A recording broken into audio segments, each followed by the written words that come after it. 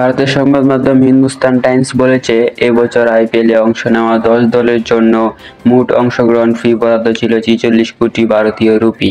এই অর্থ দলগুলোকে ভাগ করে দেওয়া হয়েছে তাদের পারফরম্যান্সের ভিত্তিতে।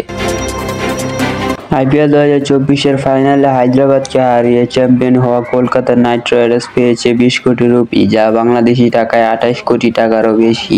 ফাইনালে রানার্স আপ দল হিসেবে পেয়েছে সানরাইজার্স হায়দ্রাবাদ 12 কোটি রুপি। এছাড়া প্লে অফে খেলা রাজস্থান রয়্যাল তৃতীয় অবস্থান হওয়ায় পেয়েছে 7 কোটি এবং চতুর্থ অবস্থানে থেকে বেঙ্গালুরু পেয়েছে 6.5 কোটি রুপি। এবারের আসরে সর্বোচ্চ 741 রান করে অরেঞ্জ ক্যাপ জিতেছে বিরাট কোহলি এবং সর্বোচ্চ 24 উইকেট নিয়ে পার্পল ক্যাপ জিতেছে পাঞ্জাবের হর্ষল প্যাটেল। বিরাট কোহলি ও হর্ষল প্যাটেল দুজনেই পেয়েছেন 10 লাখ ভারতীয় রুপি। এছাড়া ব্যাটে বলে দুই বিভাগেই দারুণ খেলে most valuable player of the tournament পুরস্কার জিতেছে ওয়েস্ট ইন্ডিজের সুনীল নারিন।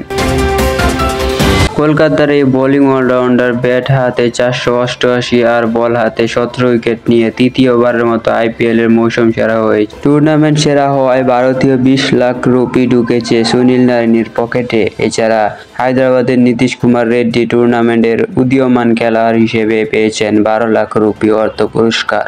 এছাড়া আইপিএল 2024-এর ইলেকট্রিক স্ট্রাইকার হিসেবে পুরস্কার জিতেছেন ম্যাকগার্ট 10 লাখ রুপি। এছাড়া ফাইনালের প্লেয়ার অব দ্য ম্যাচ হয়েছেন মিচেল স্টার্ক, তার পকেটে রয়েছে 5 লাখ রুপি।